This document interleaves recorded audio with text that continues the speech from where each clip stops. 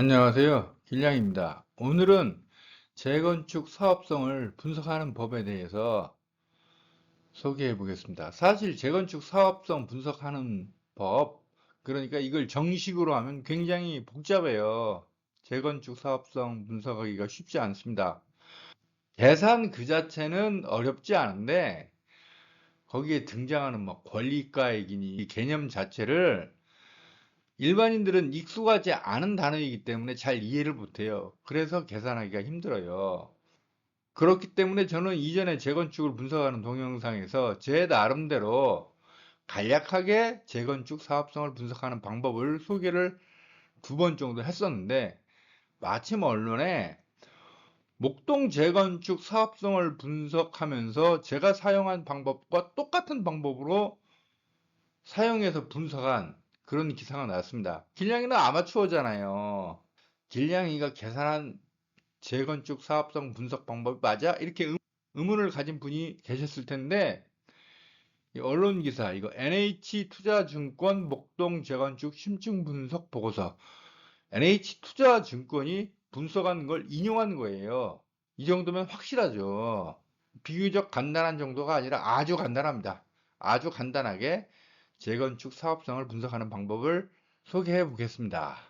지난 4월 말 서울경제에 난 겁니다. 목동 재건축 5단지, 2단지가 수익성 가장 좋다.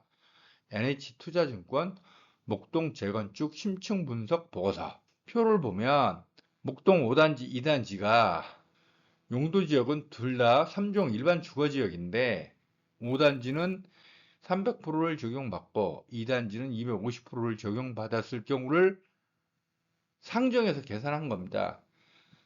기존 세대당 평균 대지 지분이 5단지는 28.5평이고 2단지는 27.7평이에요. 신축으로 건축할 경우에 필요한 대지 지분이 있잖아요. 전용 84제곱미터 기준으로 5단지는 상한 용적률이 300%이기 때문에 10.75평이 필요하고 2단지는 상한 용적률이 250%이기 때문에 13.25평이 필요한 거예요. 기부 체납분이 15% 잡아서 5단지는 4.28평, 2단지는 4.16평. 일반 분양기여 대지 지분, 쉽게 말하면 일반 분양 물량을 건설할 수 있는 대지 면적. 요게 이제 5단지는 13.48평이 남죠. 왜냐하면 세대당 평균 대지 지분 28.5평에서 전용 84 신축으로 건축할 때 필요한 땅이 10.75평 있고, 그 다음에 기부 체납한 거 4.28평 있고, 요 두 개를 빼면 일반 분양기여 대지 지분이 나온단 말이에요. 이게 13.48평, 2단지는 10.30평, 이렇게 되는 거죠. 자, 이렇게 계산하면 100% 아주 정밀한 건 아니에요. 하지만 거의 정확하게 사업성을 분석할 수가 있어요. 목동 신시가지 재건축 사업의 5단지와 2단지의 사업성이 상대적으로 좋다는 분석이 나왔다. 강남 등 다른 요지의 재건축 단지와 비교했을 때 일반 분양 대지 기여분이 높아 조합원의 부담이 그만큼 작기 때문이다. 24일 NH투자증권은 목동 재건축 심층 분석 부동산 보고서를 통해 세대당 평균 대지 지분을 통해 35평 신축 가정 시 일반 분양 기여 대지 지분은 5단지, 2단지 순으로 크다며 이같이 전망했다. 다만 현재 모든 단지가 사업 초기 단계로 분양가, 공사비 등의 변동성이 커서 수익과 비용 시뮬레이션을 통한 사업성 분석에는 한계가 있다고 밝혔다.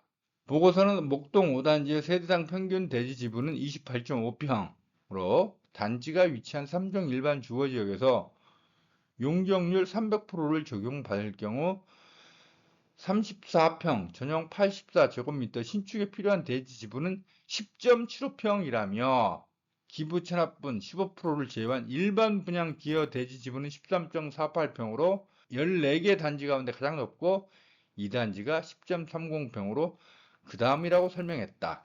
자, 여기서 핵심은 뭐냐면 34평 신축에 필요한 대지 지분이 10.75평이다. 이 부분. 그러니까 제가 재건축 관련 얘기할 때 수도권 같은 경우 기존 아파트의 세상 평균 대지 지분이 15평은 넘어야 사업성이 있다. 이 얘기를 했던 이유가 바로 여기에 있는 거예요. 아파트를 재건축해서 신축으로 바꿀 경우에 34평 기준 적용받는 용적률에 따라서 필요한 대지 지분이 다르긴 하지만 보통 11평에서 11.5평 정도가 필요해요. 11평이 필요하다. 그러면 기존 세대당 평균 대지 지분이 15평이잖아요. 11평 빼고 나면 4평이 남잖아요. 이 4평 갖고 기부 체납도 하고 일반 분양 물량 짓는 거예요. 제가 이제까지 재건축 분석하는 동영상에 이렇게 말씀드렸잖아요. 지금 NH투자증권도 똑같은 방법으로 계산을 한 겁니다. 해당 보고서는 목동 신시가지 단지는 용적률이 대부분 116에서 125%로 서울시 재건축 단지와 비교 시 매우 낮은 수준이고 신속통합기획, 신탁방식 재건축 등 사업에 속도를 내고 있다고 평가했다. 주요 사업 이슈는 토지거래 허가구역 연장, 목동 1에서 3단지 종상향, 2종 일반 주거지역인데 이걸 3종 일반 주거지역으로 종상향 해달라 계속 주민들이 요구하고 있죠. 6단지 신속통합기획 재건축 확정으로 봤다. 여기에 올 1월 재건축 안전진단 기준이 완화되면서 2020년 안전진단을 통과한 6단지를 포함해 12개 단지가 안전진단을 통과했다는 점에도 주목했다. 9단지와 11단지는 안전진단을 다시 추진하고 있다. 부동산 하락세 되니까 안전진단 다 통과시켜 주잖아요. 재건축이라는 게 부동산 시장에 미치는 영향이 굉장히 커요. 그래서 정부가 공식으로 말한 건 아니지만 이제까지 사례를 보면 순서를 정해서 안전진단을 통과시켜줘요. 목동은 부동산 한창 뜨거울 때는 절대 안전진단 통과시켜주지 않더니 하락기 되니까 딱 통과시켜주잖아요. 다 타이밍을 정부가 재고 있는 거죠. 정보연 NH투자증권 수석연구원은 목동 단지는 개별 대지 지분도 크고 세대당 평균 대지 지분도 강남 송파에 비해 넓은 편이라며 현재 목동 소유주가 매도를 계획하고 있다면 사업 진행에 따른 프리미엄이 어느 정도 형성된 이유가 유리하다고 설명했다. 이어 정 연구원은 아직 사업 초기 단계로 분담금, 미용 등 사업 변수가 많아 신중할 필요가 있다며 특히 사업성과 입지도 중요하지만 초기 단계의 작은 속도 차이로 재건축 완료 시점에는 10년의 오랜 시차가 발생할 가능성이 높으니 단지별 사업 진행 속도를 지켜볼 것이라고 제안을 했다. 이건 맞는 말이에요. 초기 단계의 작은 속도 차이가 나중에는 재건축 완료 시점에는 10년 정도 벌어질 수도 있어요. 저는 목동 전 14개 단지가 완전히 사업이 완성되는데 가장 빠른 단지하고 늦은 단지하고 진짜 초고속으로 한다고 하더라도 한 10년 정도 차이, 상식적으로 본다면 한 15년 정도 차이가 벌어질 수 있다고 봅니다.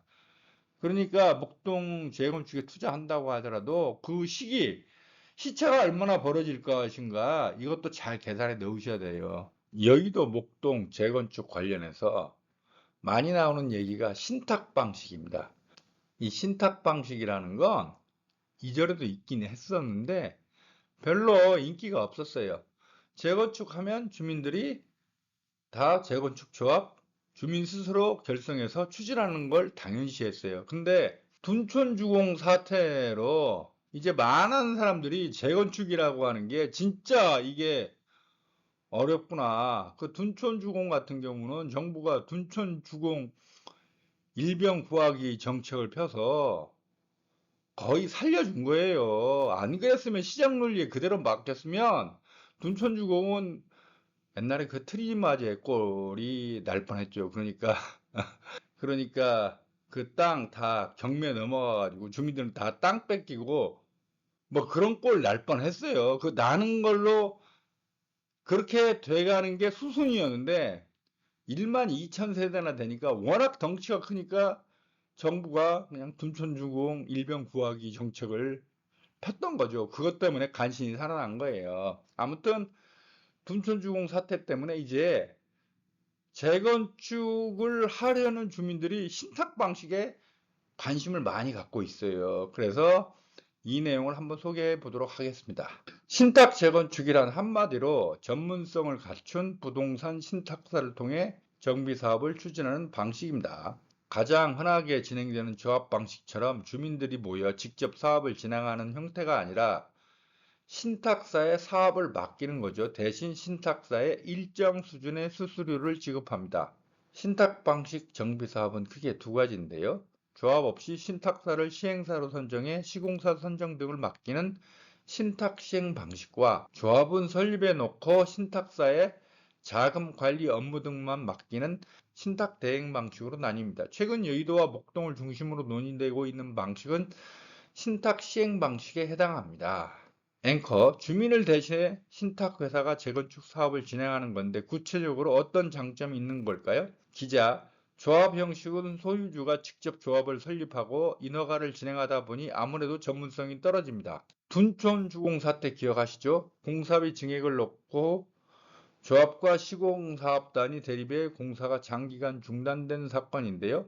분담금이 눈덩이처럼 불어났죠. 시공사 선정, 공사비 검증 등에서 전문성이 부족한 조합 대신 건설사, 금융사 출신 인력으로 구성된 신탁사가 나서면 각 협상 단계에서 보다 유리할 수 있다는 겁니다. 여기에 신탁 방식은 조합을 설립하지 않기 때문에 거쳐야 할 단계가 많이 줄어듭니다. 때문에 진행 속도가 빠르고 조합 임원들의 비리를 사전에 차단할 수 있다는 장점이 있습니다. 재건축, 재개발 조합장 감옥 가는 경우가 굉장히 많죠. 신탁사는 그런 위험은 없다 이거예요. 지난 2016년에 관련법이 개정되면서 신탁사들이 정비사업 시행사로 뛰어들기 시작했는데 빠르게 수주 금액이 늘어나고 있습니다. 특히 최근 재건축 바람이 가장 뜨거운 여의도와 목동을 중심으로 신탁 방식 논의가 활발한데요. 여의도의 경우 재건축 추진 중인 16개 단지 중 7개 단지에서 신탁 방식 정비사업 추진 중이기도 합니다.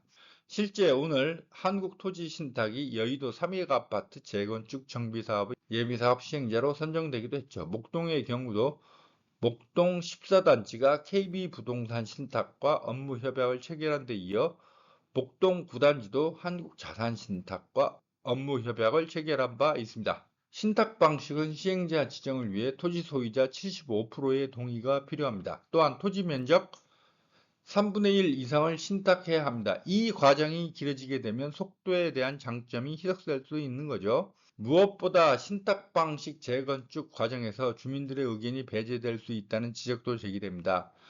조합 방식의 경우 대의원을 통해 주민 의견을 수렴한 후 총회를 열어 주요 의사 과정을 진행하지만 신탁 방식은 주민 의견을 수렴하는 중간 장치가 없습니다. 관리 처분 계획, 시공사 선정 등 주요 의결만 거치는 형식이죠. 이러다 보니 시행사의 이해관계에 따라 전횡이 가능하다는 지적도 나옵니다. 이게 가장 큰 문제예요. 그러니까 신탁사 아주 나쁜 놈 만나게 되면 지역주택조합 꼴이 날 수도 있어요. 이게 약점이죠. 주민들로 구성된 정비사업위원회가 감시자 역할을 맡고 있으나 법적으로 결정 권한이 있는 건 아닙니다. 그런데 신탁을 해제하기 위해선 주민 100% 동의가 필요하다 보니 한 번 신탁 방식을 선택하면 제재 수단이 없다는 지적이 나옵니다. 신탁사는 누가 감시하는가? 라는 의문이 남는 거죠. 앵커, 그렇다면 신탁 계약을 맺었을 때 어떤 것들을 주의하면 좋을까요? 기자, 전문가들은 신탁사의 과오나 과실로 인해 사업 지연되거나 피해가 발생했을 때 신탁사를 해제할 수 있거나 손해배상 청구할 수 있는 조항을 강화하는 것도 하나의 방법이라고 조언합니다. 또한 토지 소유자들이 신탁사의 정보 공개를 청구하는 과정이 원활해질 필요도 있습니다. 안정적인 자금력과 전문성을 갖춘 신탁 주민이 주도적으로 참여할 수 있는 조합 방식 중 득과 실을 잘 파악할 필요가 있어 보입니다. 자, 오늘 동영상의 결론입니다. 재건축 사업성 분석하는 방법. 원래 제대로 하려면 재건축 사업에 필요한 그 관련 개념적 용어에 익숙해야 되고 여러 가지 따져봐야 될 게 많습니다.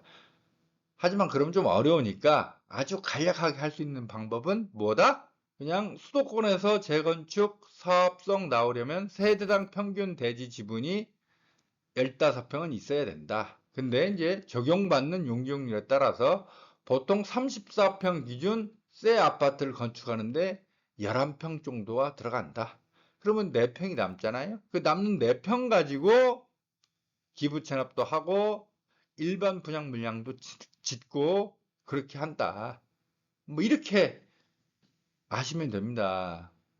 이 정도면 뭐 상당히 정확하게 사업성을 분석할 수 있어요. 물론 이 재건축 사업을 시행할 당시의 부동산 분위기, 나중에 재초안도 있고 일반 분양가가 얼마나 될 것이냐. 뭐 요즘에는 이제 공사비가 갑자기 애초 계획했던 것보다 폭등하면서도 문제가 되잖아요. 뭐 자재값, 인건비가 너무 올라서 뭐 이런 것 등등 따져야 될 게 많지만 일단 겉으로 내가 어느 아파트 재건축 사업 투자하고 싶어. 관심 있다면 방금 앞에 소개한 방식으로 한번 계산해 보세요. 그러면 상당히 정확하게 맞아 들어갑니다.